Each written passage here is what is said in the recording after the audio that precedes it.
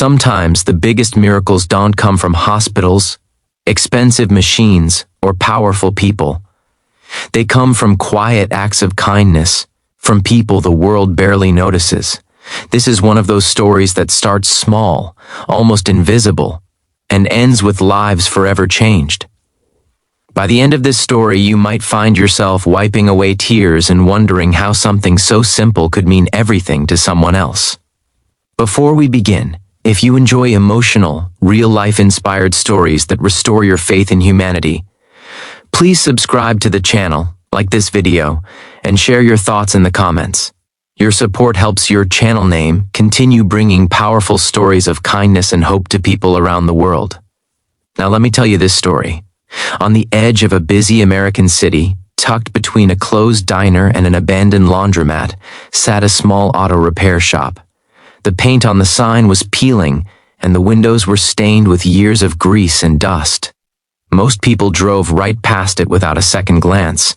Inside that shop worked a man named Jake Miller. Jake was in his early 40s, with rough hands, tired eyes, and a permanent smudge of oil on his jeans. He had been a mechanic since he was 17. Life had never been easy for him. His father passed away young, his mother worked 2 jobs, and Jake learned early that if he wanted to survive, he had to work hard and complain less. He didn't own much. A small rented apartment, an old pickup truck that barely ran, and his tools.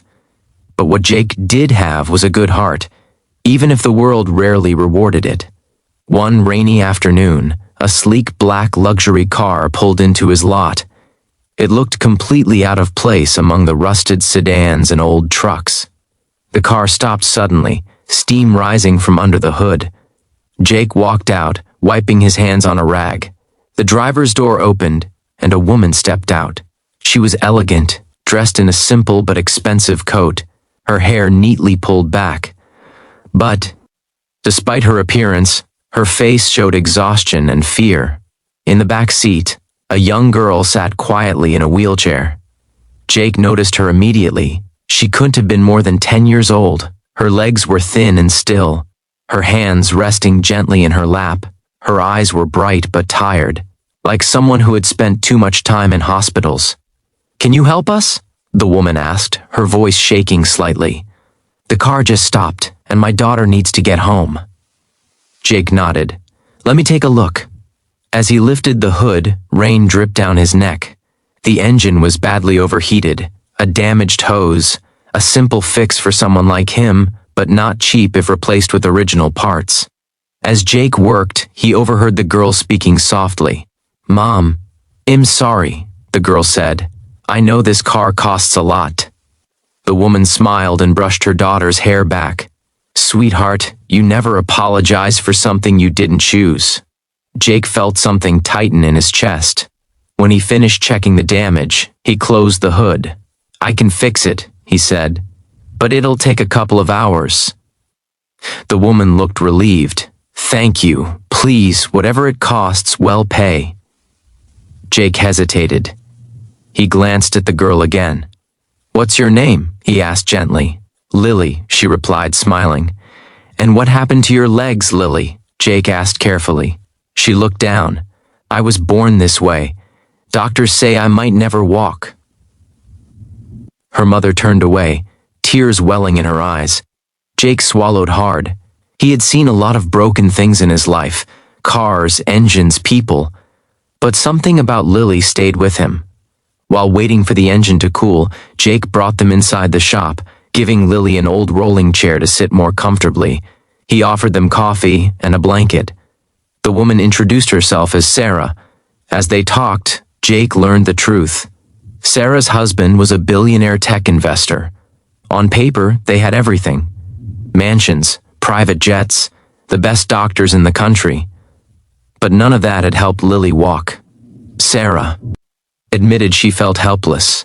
"We've spent millions," she said quietly. "Every specialist, every treatment, nothing has worked."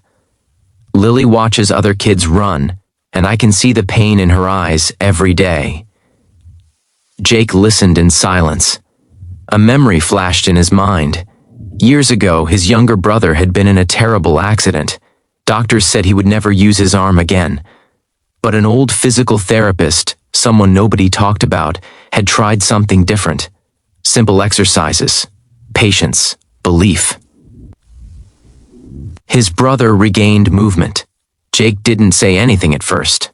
He finished repairing the car, working carefully, double-checking everything. When he was done, he cleaned his hands and walked back over to Sarah. "The car's ready," he said. Sarah reached for her purse. "How much do we owe you?" Jake shook his head. "Just the cost of the part." Sarah blinked. "That's it?" He nodded. "That's it."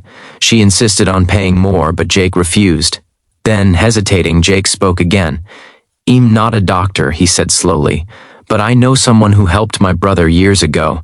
She works with kids who were told they'd never walk. It's not fancy, no big buildings, but she believes in people."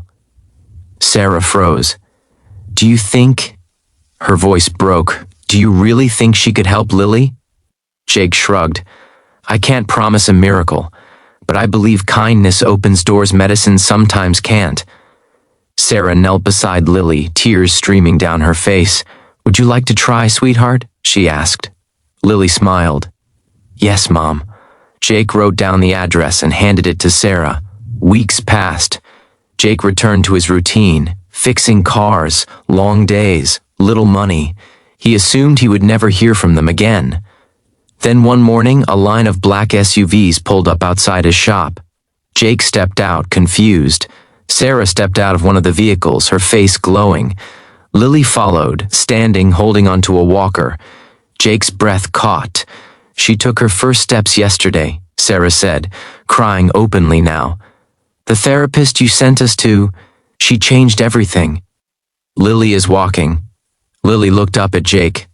"Thank you," she said. "You believed in me." Jake dropped to his knees, overwhelmed. Sarah hugged him tightly. "You didn't just fix our car," she said. "You fixed our hope." Days later, Jake received a letter. Inside was a check large enough to change his life, enough to buy his shop, pay off debts, and open a small community repair and therapy support center. But the real reward wasn't the money. It was the knowledge that kindness, quiet, unannounced kindness, had created a miracle. Today, Jake still works in that shop. But there's a ramp outside now, and a sign that reads, "Everyone deserves a chance." Lily still practices walking every day. Sarah volunteers her time to help families who can't afford care. And one simple act of kindness continues to ripple outward, changing lives in ways no one ever expected. Because sometimes, the richest gift you can give isn't money, or power, or influence. It's compassion. And if this story touched your heart, remember this: your kindness might be someone else's miracle. Spread it freely. The world needs it more than ever.